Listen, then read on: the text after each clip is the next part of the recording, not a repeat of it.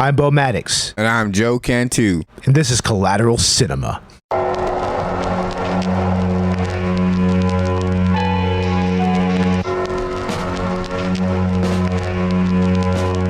What makes you think you can bullshit your way into my head? Like every other pencil-neck piece of shit!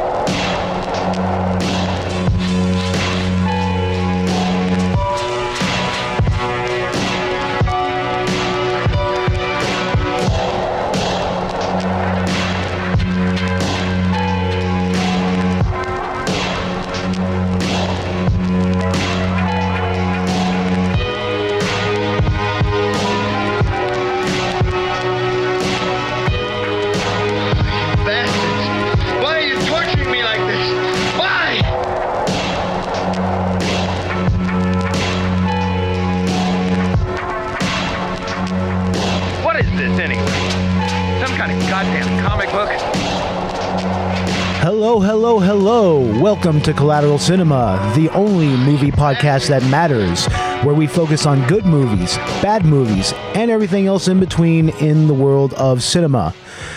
We are podcasting straight from somewhere in South Texas, and yes, we are a 420 friendly podcast, so smoke 'em if you got 'em, my friends. Smoke 'em if you got 'em.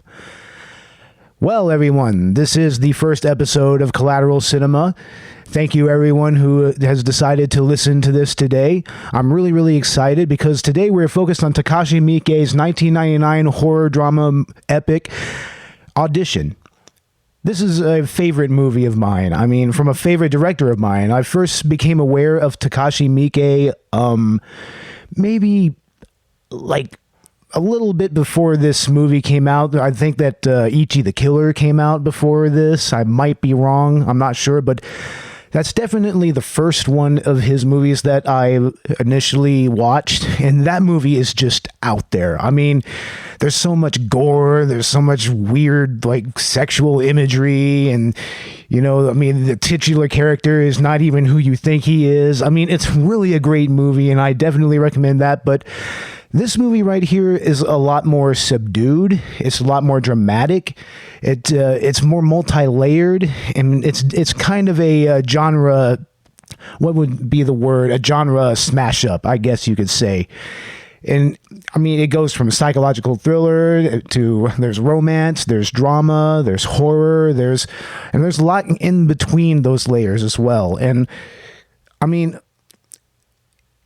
it's something that really makes me quite livid when I first saw the last 15 to 20 minutes. So that's what I would describe it. I would describe it as livid, and it's something that just really just made me think about how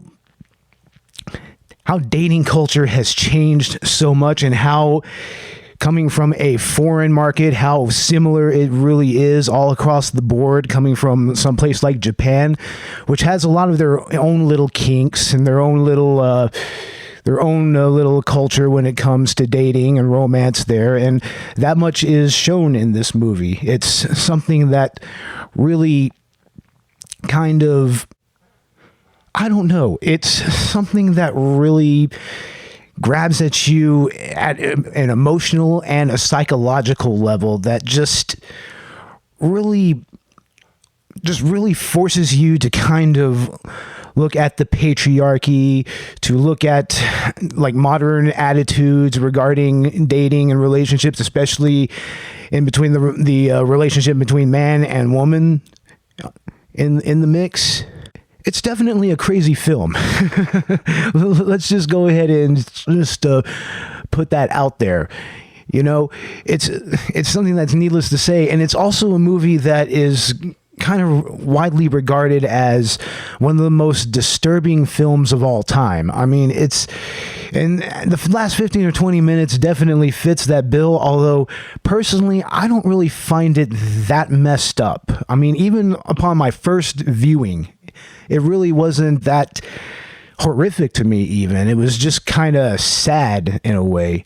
It's more of a tragedy in every sense. And it's really compounded by the first half of that movie. The first half of the movie is very much like a straightforward romantic family style drama. It's purposefully written to and it's filmed to kind of emulate that type of genre of film and television in Japan, which is its own type of family drama with its own type of romance. It's pretty much like a soap opera or a telenovela or something like that.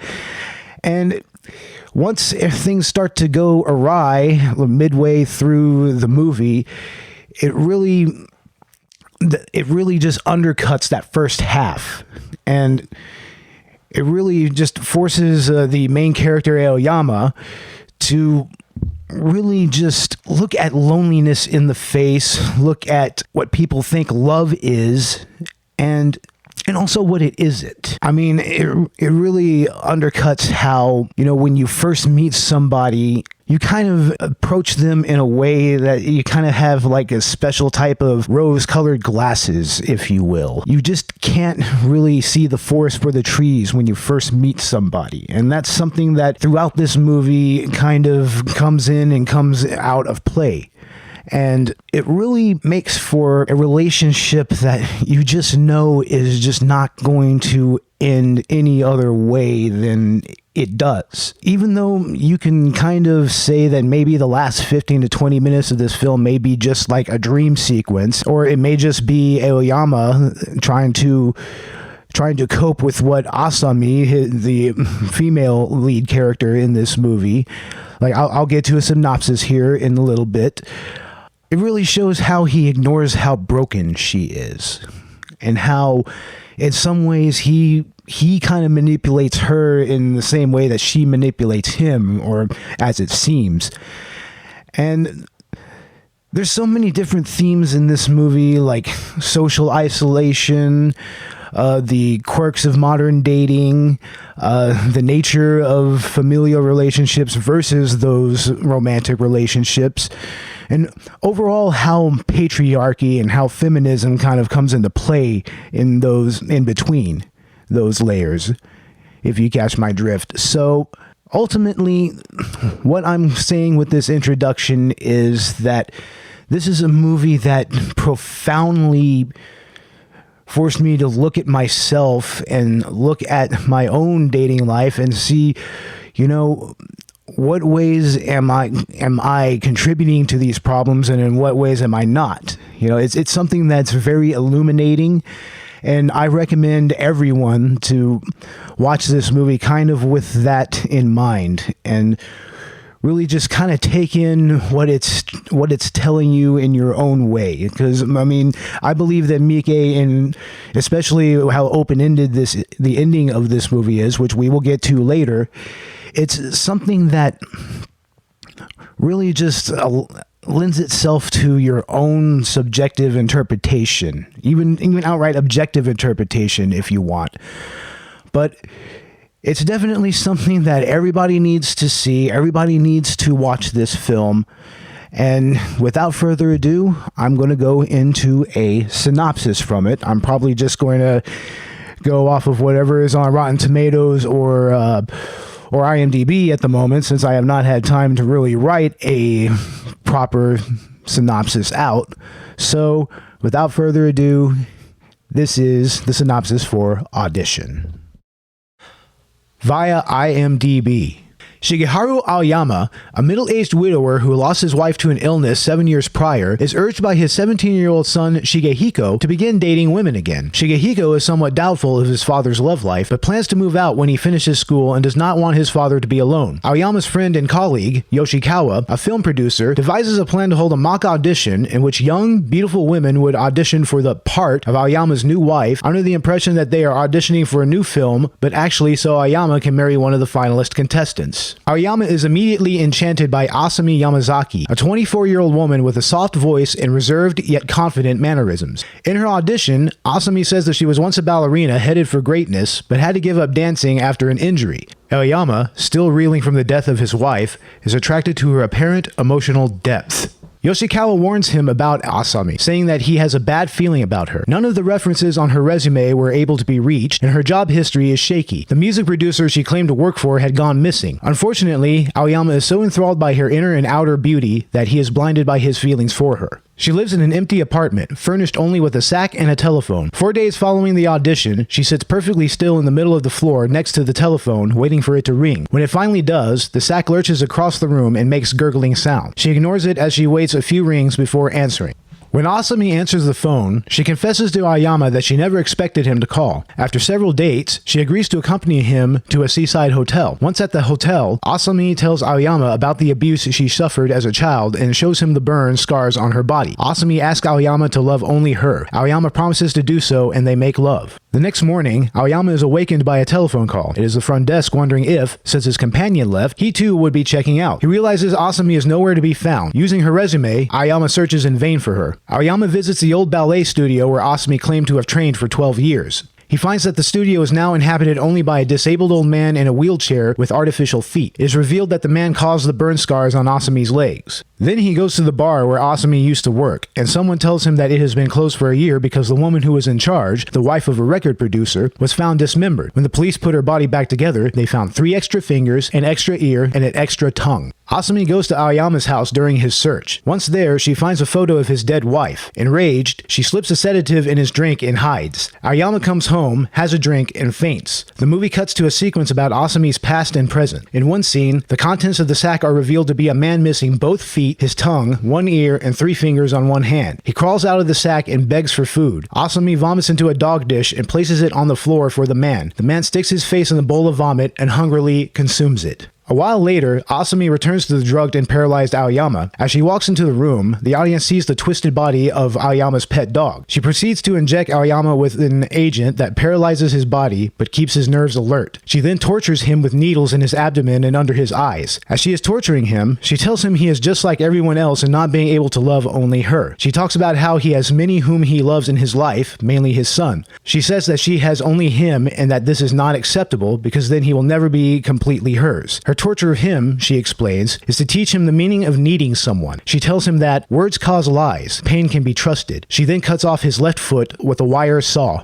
While Asami begins to cut off his other foot, she is surprised by Aoyama's son returning home. She hides and prepares to attack him. He discovers his father on the floor, turns, and is surprised by Asami. Suddenly, Aoyama has a dream that he is waking up and that the past events have been a dream to just after he and Asami had made love for the first time. She says that she accepts his marriage proposal, despite him never actually proposing, and says that she is the heroine of his life. He awakes from his dream to see his son swing around and Asami failed to disable him. Shigehiko runs up a flight of stairs to escape her and she follows him. He kicks her down the stairs, breaking her neck. Aoyama tells his son to call the police. As Aoyama lies in agony on the floor, he continues to stare at the dying figure of Asami on the floor. Her neck is broken in a way that she is facing him. She mutters things that she had told him earlier about waiting for his call and being excited to see him again. He is overcome with sadness as he remembers his answer to her in his dream sequence about her abuse that it's hard to forget about, but someday you'll feel that life is wonderful.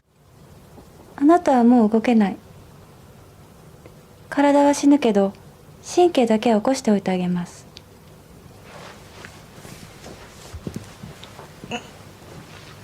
そうすると皮膚が敏感になって痛みや苦しみがきちんと味わえるの。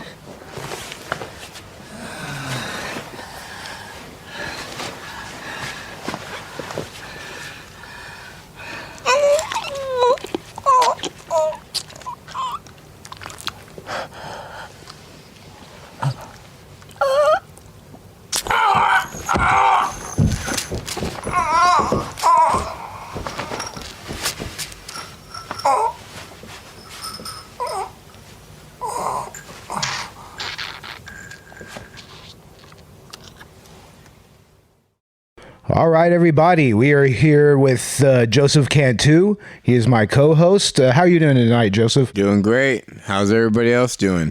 Oh, I'm doing fine. I don't know about anybody else who's listening to this right now, but we just heard a clip from the movie Audition, and we also just did a synopsis. Joseph, you watched this movie for the first time like a couple of nights ago. What are your overall thoughts about the movie? It starts with the letter K. K, huh? For crazy. It was wild. It's a psycho woman. You don't want to sleep with your eyes closed. Oh, hell no. Not at all. It's a one-in-a-lifetime kind of girl. Yeah. I mean, I've owned this movie for quite a few years now. I bought it maybe, I want to say 2003-ish, because this came out in 1999. It's way back in the day. Yeah. It had been out for a while, and when I first saw it, I mean, yeah, the first half is very unassuming. I mean, it's more like just a straight up romance. I mean, like not even a romantic comedy, just a straight up romantic drama, but then, when she leaves the seaside resort, I mean, it becomes something completely different. It just goes off the rails. Oh, it's out there. Yeah. That's something I haven't seen before. Yeah. I mean, the director, he's Takashi Miike. He's a really, really prolific director. I mean, he has literally done hundreds and hundreds of movies. Like maybe not hundreds and hundreds, but he's got a filmography that, I mean, he started back in like the late 80s, early 90s. Like he did he mostly did Yakuza films, but then he kind of branched out into other genres like horror, action. He's done children's movies. I mean, he's done period pieces. He's done samurai movies. Oh, yeah. And you definitely have a variety of movies. But this one is one to remember, and yeah, it will stick in your mind. But I would definitely like to check out any other ones he does have. Oh, I definitely have quite a few in my collection. I'm a huge Takashi Miike fan. I mean, this is like I said before. I mean, this isn't the first film of his that I've seen. That would be Eihi the Killer, which I remember we watched that back when you were living at your mom's. That's our first introduction. Yeah, I mean, that was also really, really crazy and gory and just a really fun movie, though. It's right around our ballpark. Yeah, it was a lot of fun. I mean, but he's also done like comedies. Like I have a movie called Osaka Tough Guys, and that's more like a Yakuza comedy. Like he did a movie called The Bird People of China, which is this more like really kind of contemplative philosophical movie. It's not really like horror or anything. It's more of a straight drama. Yeah. And he even did a movie called Happiness of the Katakuris, which was this weird mashup of different genres like zombie movies, musicals, just all kinds of weirdness. Yeah, I'm in a different world on that level, but it is intriguing and interesting to watch new views, and it's amazing, like the creativity and what they put into it. Yeah, well, I mean, especially in this movie, I mean, with the last 30 minutes, I mean, like, whenever it switches between the different restaurants, like there's 3 different restaurants that you see in here. Like the first one that they go on their first date. I mean, that's kind of just more of a straight, kind of, I wouldn't say a bistro, but more like just a fine dining restaurant. And then they go to that little bar, basically, like they're drinking beer and everything. Like it's something closer to that. And then the third restaurant, which is actually a little more significant, it's very elegant, but also very dark and very foreboding.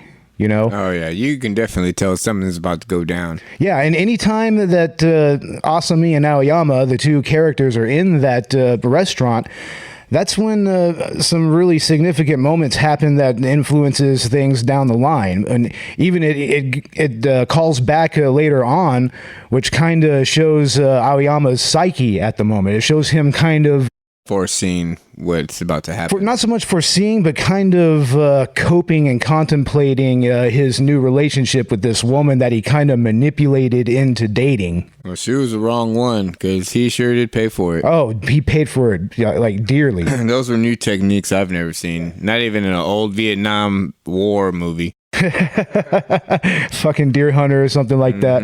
Or a fucking Platoon. To be paralyzed and to feel the pain and not be able to move. That I could imagine that's pretty bad.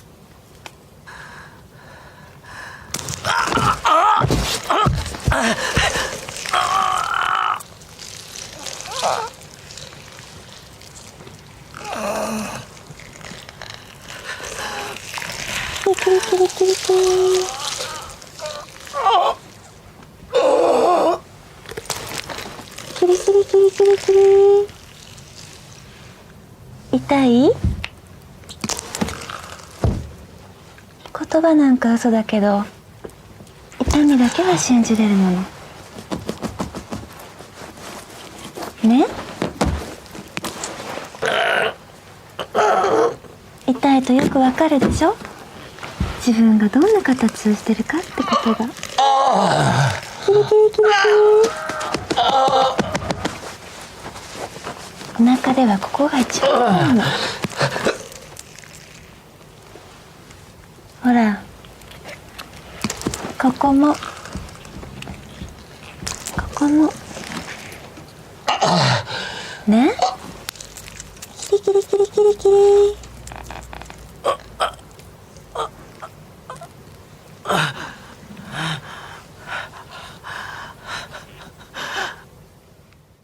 Oh man, I mean, that would be absolutely frightening. What's interesting about that torture scene are the implements that she uses to torture him. I mean, first he uses a syringe to dull his nerves, not so much dull his nerves, but dull his muscles to where he can't move. And she uses acupuncture needles. That's what those were. That was needles that are normally used kind of for healing and whatnot, but she was using it to torture him, while he was completely paralyzed and while he couldn't do anything about it. And oh no. And then finally she uses the piano wire, which is very, in its own way, also very elegant. It's very thin. Well, at least he died in class. Well, I mean, I don't remember him dying, but he was. No, he was like a little stubby, like the dude off. What was that one movie? What movie is it? Mighty Pythons. Oh, yeah. All his limbs chopped off. Yeah, that's Monty Python and the Holy Grail, which we will be featuring a few episodes from now. I'd love to watch that one again. Oh, yeah, we will. I'll bring my coconuts. But yeah, I mean, in this film, yeah, the last torture scene, I mean, it just really, it's all very feminine, it's almost girlish in a way. She was mad. She was mad about life. Yeah, but in a way, she was kind of taking glee from what she was doing. It's girl power back in the day. Oh, yeah. I mean, it's very much the same today as well. Yeah, I mean, and there are a lot of people that kind of see her as a bit of a kind of a feminist icon, because of what she did to Aoyama. She kind of took matters into her own hands and whatnot. Oh, yeah. Yeah. Our hero. Our hero, our heroine. Our heroine hero. This movie was part of a greater explosion of Japanese cinema that came out roughly around the mid to late 90s. Was that before the puppet shows? After like the hand socks. You know what I mean? I don't know. That was too soon, right? I don't know. It sounds like Syphil and Ollie to me. That's a whole nother issue. But yeah, I mean, there were several directors that were making really interesting movies. Like, there was a movie called Battle Royale that came out, which... I had one of those last weekend. Yeah, but not like this. This had an entire... They had swords, because I forgot mine. Hey, this is serious stuff. You gotta keep your composure. Oh, yeah, exactly. You can't giggle that hard on the mic. Well, I just did, and I'm totally keeping it in, because, God damn it, this is fun. This is fucking fun. This is a good life. You know what? Wait till the check comes in. Yeah. Never really gonna be giggling. I'll giggle with you. Yeah. But anyway, yeah, Battle Royale was a pretty gory, violent movie that wasn't even available here in the States for a little while, because it involved some child violence. Well, children, I mean, they were teenagers. As long as they say nobody gets hurt, it's okay, right? Well, lots of people get hurt in that movie, needless to say. Feelings don't matter, though. Oh, well. Oh, that was just a joke. Yeah, okay, it was a joke. Calm down, everybody. It was a joke. Box of tissue. Also, you had movies like Tokyo Gore Police, which was just ridiculously... That just sounds awesome. Is there a giant monster in it? Oh, there's lots of really gross body horror and mutations in that, and gore, and it's just a really, really fun movie. Also, I mean, in the same vein was Machine Girl, Oh, that sounds intriguing. Yeah, that had more of like a Japanese schoolgirl. She gets her arm amputated, and then she gets a machine gun attached to it. What I need. Yeah. Yeah, and One-arm machine gun. And also, there's a director named Sion Sono. He has made quite a few different interesting films of his own right, like Strange Circus. He's made Cold Fish, and he made a movie called Suicide Club. Like the first 10 minutes of that movie. I think I could see a movie called Suicide Club.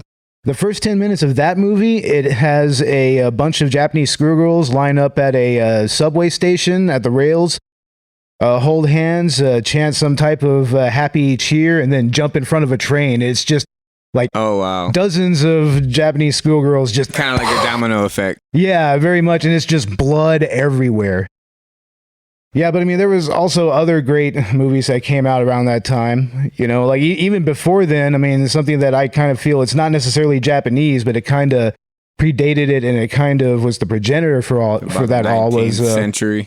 No, it was a movie called Riki-O, the story of Ricky. Like it's this martial arts movie that takes place in a prison, and it's really, really action packed. That can't end up any good. Oh, it's very graphic. Like it's a very graphic movie. I believe it's streaming on Shudder right now, but we might have to check that out. And we eventually, hopefully, we'll get a live podcast going to where we can guide you through the internet world to the actual cinema and see what we're talking about. Well, we will be doing film commentaries that we will have, but that's until they're ready. Yes, of course. Yeah, we will have film commentaries on Patreon, preferably video, and that will be available soon.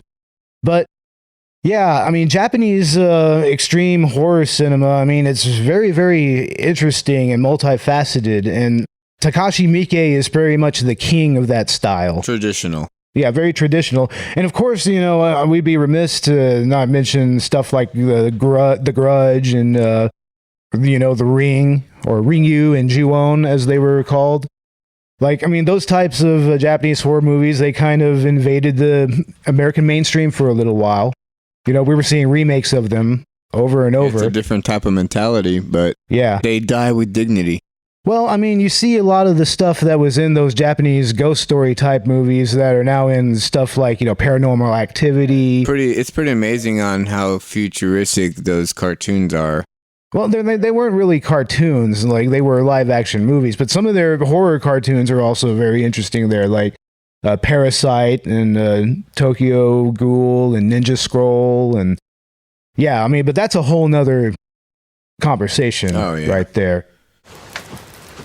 自分がどんな人間かがわかるのも苦しいことや辛いことだけなの。うんと辛い目にあった時だけ自分の心の形がわかるのよ。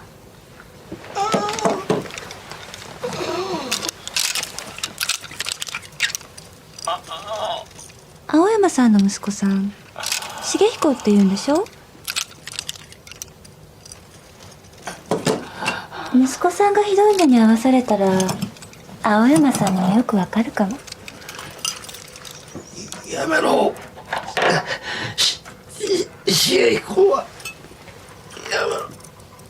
Yeah, I mean, but this movie Audition had a lot of interesting things to say about dating and romance in the modern era. Keep it real or you're going to get chopped up. Yeah.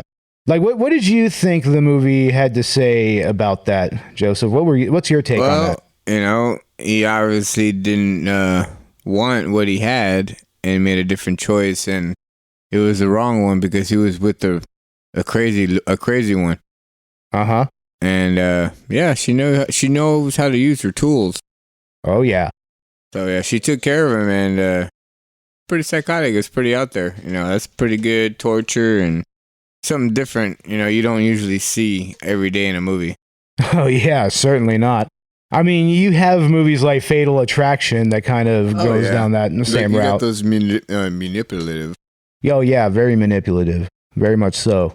But I mean, on the same level, I mean, Aoyama was manipulative as well. I mean, he just got caught, and she was smarter and faster. Exactly. I mean, he what he did was admittedly pretty skeevy. Mm-hmm. You know, I mean, just I actually didn't count on her being that bold and doing what she did, because that takes a lot of guts to inject somebody and actually follow through on a full murder. Like, yeah, it was pretty crazy. Well, I mean, there has been some women that have done some pretty crazy stuff like that. Like, for instance... You're not talking about the astronaut that rode across country. No, I'm actually not going to talk about that. Yeah, good little callback to the Big Sick, by the way. That was a good counter. That was. It's a actual... something that actually happened in Japan, like, back in, I think it was like the 1800s, maybe a little later than that. I'm not sure. So is that a normal thing they do? No, well, check it out. It was this lady. She was a prostitute and geisha. Oh wow, we just had a goddamn movie clip play. Oh well, we're just gonna go ahead and talk over it. Whatever. That's fine. It sounds kind of cool. Let's see. Where was I going with that? You're thinking too hard. I hear you. I guess I was thinking a little too hard, folks. I completely lost my train of thought. But yeah, this movie, it really says a lot about women's role in Japan at the time. You know, I mean, and right now, you know, Japan is a very conservative, very traditional society, and women are kind of seen as...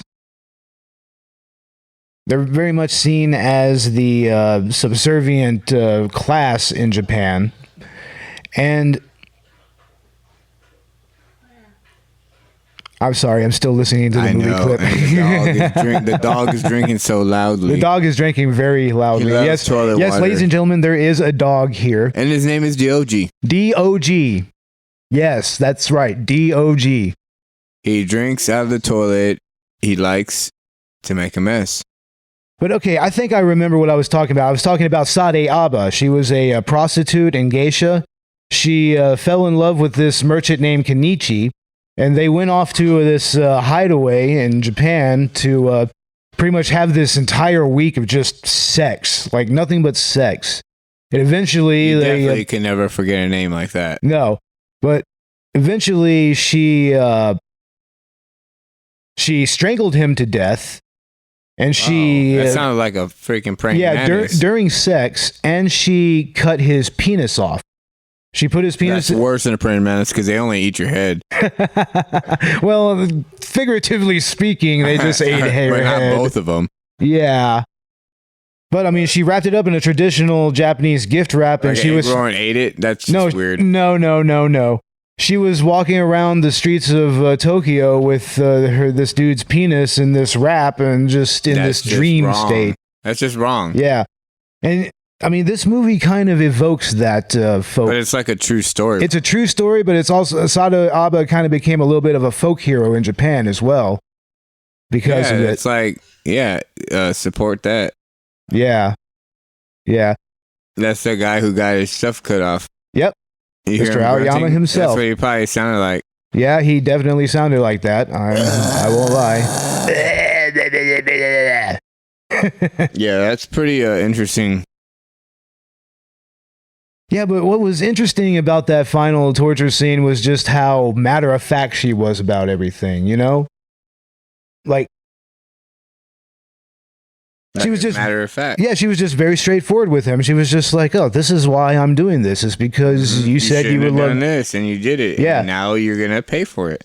And that's a true story, and I feel for her, and I just didn't see that coming. Yeah. Yeah, it was... but it's a cool movie, though. It was definitely difficult to see coming, but I mean, and that's why that last 15 minutes... Why did I like to watch it? That's a weird thing.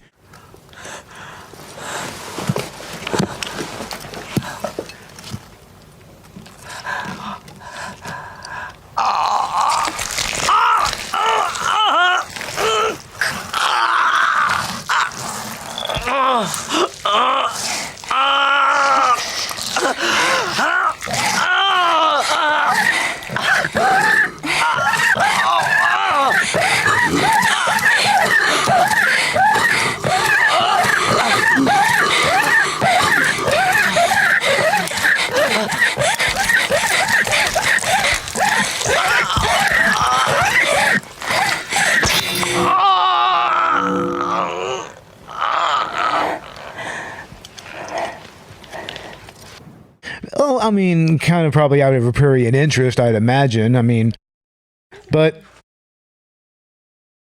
yeah, I mean, the last 30 minutes compared to the first half of the movie, I mean, like I said, it's very much structured like a traditional family drama. I enjoyed it, definitely. Yeah. I mean, on its own right, I mean, if you took away the psychological elements of the film, I mean, that story would stand on its own right.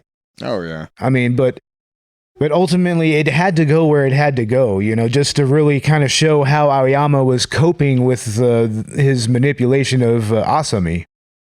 Yeah, he definitely couldn't overpower her on that one. No, definitely not. Definitely not. But I mean, my overall theory of that is that most of that torture scene doesn't really happen. That's really what I think. Like, you remember when I referenced that restaurant with the red walls and everything? So you kind of think it was a dream, kind of? Not so much a dream. It was Aoyama's inner psyche kind of coping with his guilt tripping through the different options or visions of what she could have done. Basically, just kind of processing the situation he was in, and then finally, like, the final 15 minutes, the torture scene is pretty much just him just seriously guilt tripping and just beating himself up over it. And that's through the manifestation of Asami torturing him and just telling him, this is why I'm doing this to you. You know? It's like, it's because you're a piece of shit. So what do you think that he actually, because I don't quite remember the ending. I just remember that he was on his face with all four limbs missing and little daggers in his eyes. It wasn't all four limbs. It was just one limb, and she started cutting into one foot. But oh, that was it. That was the ankle that came off. But he was looking at her. She had just broken her neck, and she started muttering. Oh, that's right, talking. She started talking She started mentioning some of the things she had said to him on one of her dates, and that date, you know, he told her that, you know what, I would want you to know that life can be wonderful again, you know, and that's really what that was. It was finally him kind of coming to terms. I think they believed that they both found themselves content with being something like that. Something like that. Happy. Yeah. I mean, it was not so much happiness, just kind of coming to terms with what he had done and maybe accepting that there might or might not be a future with this woman. Oh, you know? Definitely not. Yeah, definitely not. I mean, she did cut him up in pieces. Well, that's if you accept that as being real. But yeah, it could have just been a figment of somebody's imagination. Of Aoyama's psyche, I would say. Mm-hmm. She saw different paths. Yeah, definitely. But also, her past definitely comes into play in this movie as well. You know, I mean, the whole thing with her uncle, who was also her ballet teacher, I mean, that in its own right, I mean, that dude was a bastard. And it's understandable that... I vaguely remember anything about that, but... Well, you remember he had the hot wooden rods that were all burning, and he like tortured her with them. That's definitely a sick son of a bitch. Very sick son of a bitch, but I mean, it's kind of understandable why she would have some type of negative view of men. You also have to put yourself in their time era, because back in that time frame, if you actually think about it, their discipline was a lot stricter than the hand slaps that we have nowadays. I think more now, parents get more discipline than the children. Well, that's a whole nother issue altogether. I mean, this dude, he was her uncle, and he was totally taking advantage of her. Oh, yeah, and that's just pedophile. Yeah. I mean, it's strongly implied that he was definitely molesting her as well as torturing her. And that's horrible, because, you know, that scarred her for life, and yeah, it made her a psycho, crazy woman, and she got set off. Yeah, and that's unfortunate. You know, because otherwise she seems like a very innocent and pure and demure woman. Yep. You know, that's a crazy one for you, and it wasn't her fault that somebody did that. No, it wasn't. Absolutely not. I mean, in the end, she is the victim there. You know, I mean, she's a woman that will stand up for her own self. I could tell you that much. Yeah. I mean, in a way, I mean, you can kind of argue that she has a little bit of a little bit in common with the character that was in the movie I Spit on Your Grave. Like except she went through something a lot more traumatic. But I mean, it's very much still taking kind of taking revenge on the men that hurt them. You know. Yeah, I mean, that's a very good incentive. I mean, not to compare the two situations. It's just more comparing the. I thought it was a pretty complete movie. Yeah, it was. Yeah, comparing the drive that both of those characters had. But yeah, it was a superlative film. It really is. I mean, start to finish, it kept you interested, and it was a good ending. Yeah, but also this is a movie that is typically seen as one of the most disturbing films of all time. Did you? I actually was able to eat something while I watched it. Yeah. And you know what? I might have spilled something because I took my eye off the TV. If that makes sense, but I thought it was pretty good. Oh yeah, it definitely was. I didn't see anything worse than what I've seen before. Yeah, I mean, to me, it feels like a pretty standard horror film. You know, I mean, I have movies in my collection that are a lot rougher than this. I have stuff like The Girl Next Door, and it Jack looked more Ketchum. Natural too, like the way the ankle came off. It was pretty clean, and it was not digital, fake, and it was. Oh, it was excellent practical effects. It was really good cinematography. You mean? Yeah, it could be that. Yeah, the cinematography in this movie was also very well put together. It was very well done for its time. You know, I mean, we're only talking. What did it come out in 99? You said 99. It's not even 20 years. I know. It's still quite. It's almost 2 centuries. 2 decades. Yeah. Well, that's my Mexican math because I got rocks that fade away when it rains. So that's what I'm dealing with. Goddamn, Joseph. I don't have a chalkboard. I have a street and a curb to write this X plus 2 times 3 is hello. Yeah.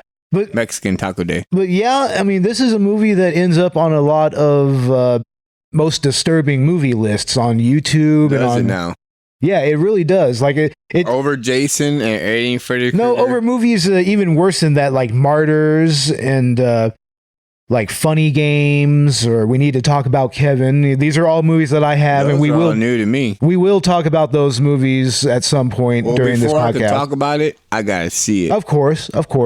And maybe. But this movie never really disturbed me that much. No, I was able to eat a bowl of cereal and watch it, and none of it came out my nose or anything. I was all right. I chewed it all well. Well, I think that what makes it not disturbing is because of that first half of the movie. The true love. Yeah, I think that's what it was. Yeah, the whole setup of the romantic element and the relationship. Me in my zone. Yeah. You know, those Captain Crunch were excellent with that love.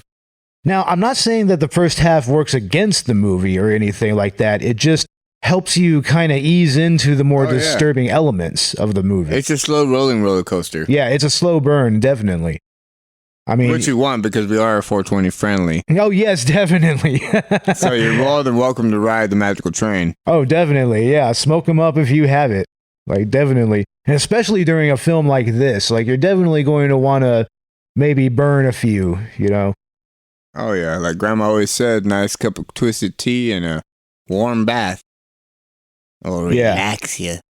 Yeah, but this is a movie that was supposedly so disturbing that when it came out at the Cannes Movie Festival, it, like, luminaries like Rob Zombie walked out on it. And isn't he a tough guy? What's that? He's directed stuff that's pretty gory, didn't he? Yeah, he has. He's directed. Why would he walk out on that? Because I didn't think it was that bad. Well, fear is subjective, man. Like, horror is subjective. He had a point to make. Yeah, maybe. I don't know. He wanted to prove something. You know what? He proved he can walk out from somewhere pretty fast. I don't think that might be the case. I think that he was just really disturbed by it. Maybe he had to go to the bathroom. Maybe he had to go somewhere real fast. But I mean, it's kind of surprising because he's not a casual horror fan. You know, he has seen. He might have needed to do conditioner. Now, who knows? He has a lot of hair. He might have needed a perm conditioner. Oh my Lord, Rob Zombie, we love you, man. I mean, we're not bragging on you or anything. We're not degrading, but I know I get hot with a little beard. I don't even have a beard. And I gotta shave it, so you gotta do something if you're moving that quick. Yeah, I don't like to have my beard particularly thick either. It gets very distracting, you know? I mean, we're manly enough, but when we have a beard, it's even manlier, and we get all crazy. Yeah. We get crazy when we get beards. Look at my buddy Beau. Yeah. So what would you say would be the gore factor of this movie? The gore factor. Like, how gory do you think it is on a scale of 1 to 10? Real life true story? I say this is about a good 7. 7? I would say so, yeah.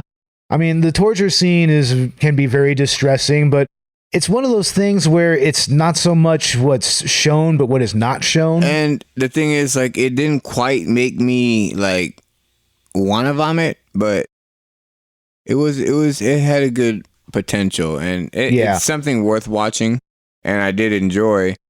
But if you want to talk about gory, we can find some other things. Oh, definitely. And that's what we will do. Yeah, other things in my collection. Yeah, we're definitely going to be talking about some better movies. Well, in a few episodes from now, we're also going to be talking about the movie Martyrs. That's actually very well known for being pretty intense. But also, that's another movie that I didn't find that disturbing. I mean, I'm not trying to... the title. It sounds interesting. It's very interesting. It's a French film, and... Oh, ne parlez-vous, excuse me. I didn't mean to slur my tongue. Some of the best horror has come from places like France. I know a little French, you know? Mm-hmm.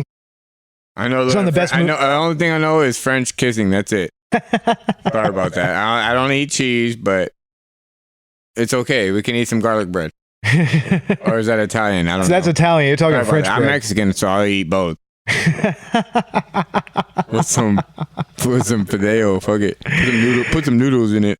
Put some noodles in it, y'all. Y'all heard this first. Put some noodles in it. You heard it live. It's true. We eat noodles. Fideo. But Takashi Miike can really bring out the more psychological elements of the stories that he directs. Like, what did you think about the psychological part of the film? That's a little mind-boggling right there. Is because he's like a little kid in a candy store with like both hands in a cookie jar and pulling out different color M&Ms. It could be anything at any time. Oh, definitely. I mean, that's definitely how that. It's pretty out there. It's pretty. His mind is pretty. Yeah. Grown. It's out there. Oh, definitely. I mean, Miike really delved into Aoyama's psyche. I mean, basically how he was processing everything, but he also kind of shone light into Asami's world a little bit, which is very lonely. You know, different people's perspectives from one person. Yeah, but most people don't have a guy with a bunch of limbs missing in their fucking a bag in their apartment. Yeah, it's kind of tough to say anything when you have your limbs getting chopped and poked out and your eyeballs closed. Yeah, your tongue cut out. And yeah, so you're gonna have to see whatever happens. Yeah. What did you think about that vomit scene where the dude from the bag I thought that was a dream because I blacked out at that time. And I thought it was me, but thank God I didn't wake up with anything on me. Yeah, right. I was like, it was a movie. Somebody, what? I'll talk to you later. But fun fact about that scene, the girl who played Asami, she actually vomited into that. And that was my last nickname, Asami. Asami, huh? Yeah, I used to be called Awesome Me, but Awesome Me? I outgrew that one. Awesome Me, you mean? Yeah, Awesome Me. Oh, wow. But then I grew up into a superstar, so now I got a different nickname. Rocket. I don't stop it. What? Oh, absolutely not. Yeah, it's cool because we're going to keep on continuing to talk about these awesome movies. Yeah. And report any new probing going on in America. Donald Trump's got his thumb on it. Oh, Lord, no. You're the next green. Oh, Lord, no. No, we're not going to go there. We're just telling jokes, but we're actually talking about movies. Yeah, especially movies as awesome as Takashi Miike's Audition. Exactly. But yeah, I mean, I kind of thought that, psychologically speaking, this movie really just kind of pierces you a little bit, It sure does. It pierces you just like the acupuncture needles that Asami uses on Aoyama. It teaches you life without knowing. Kind of like learning the facts of life without watching the facts of life. Well, it's like I said in the intro. When I first watched this movie, and I've watched it over and over and over again since then, but especially then, it really kind of made me question, like, what are some of the areas in my dating life where I may have been manipulative like that? Oh, It's I like- guarantee you it's every time. Because you know Almost. what? People play people, and people try to do things to impress other people, and it's very easy to do. yeah. And you know what? The real stuff comes out after a few months. Yeah. Because you can't fake it for that long. It's an easy thing to do, but you know what? People are crazy. And people go out of their way to make themselves look different. So, yeah, you probably were played more than you think. Oh, precisely. Women are especially crazy.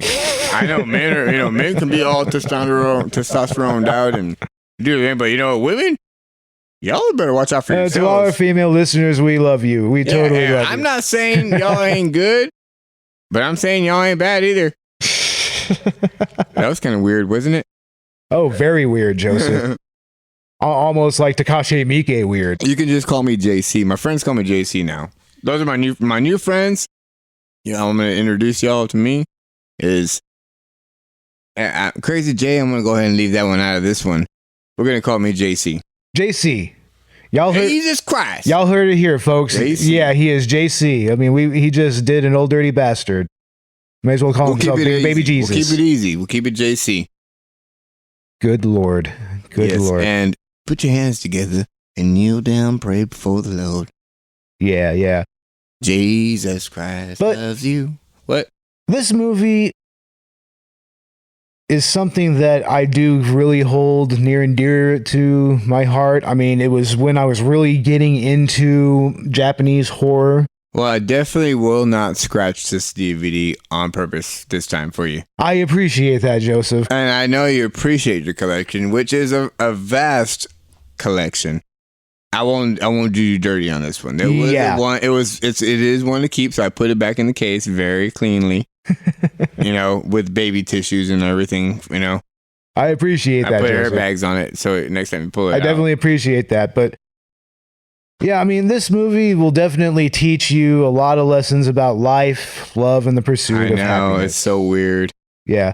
To see somebody's ankle fall off, like, it teaches me a lot. Like, I'm going to wear high socks. For real. High socks. Oh, my Yeah, Lord. they are. They're going to be high socks with the stripes on top. Goodness. It makes me, like, if I can pick up my knees real high when I run, I think I'll get away. Yeah, but I mean, I don't think that would help if you Or drank just liquor. don't have a Chinese girlfriend. Japanese. Oh, that's what I meant to say. Come on, man. Keep Hey, up. I know. It's scary, though. Keep up here. They don't all look the same, man. I know. I just scared because when the ankle came off, I was like, I don't know if she's Chinese or Japanese now because I probably was hyperventilating at that time. Wow. But yeah, true love hurts. True love hurts. That's the truth from JC. 次は右足ね。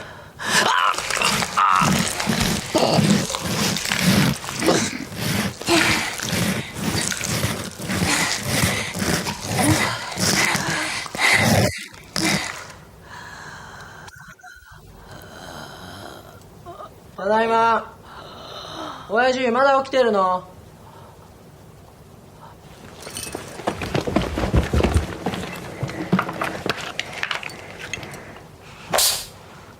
友達がさ、突然病気になっちゃってさ、救急車呼んだりして大変だったんだよ。Well, we're going to go ahead and wrap it up here. This was a lot of fun, Joseph. What do you think? It was very awesome, and the little cute phrase of the night is believe in love. Forget the pain, believe in love. Believe in love, everybody. You heard it here. And yeah, that will do it for Collateral Cinema, the only movie podcast that matters. You can find us on Twitter at C-Cinema Podcast. You can find us on SoundCloud. Just look up Collateral Cinema Movie Podcast. We are on Patreon. You can check us out there. Our intro beat is by Dark Sun. You can find him on Twitter. We will have a new outro song, hopefully pretty soon, by Another Restless Thought. Hopefully that'll be playing over this outro right now. And thank you everybody for listening. And just And check thank us out. you. We do have a Facebook page now. Also look up, it's at Collateral Cinema on Facebook. So check us out. We appreciate you listening, and y'all have a great evening, morning, day, or whatever. And remember, we are 420 friendly. Smoke 'em if you got 'em. Smoke 'em if you got 'em. Get 'em.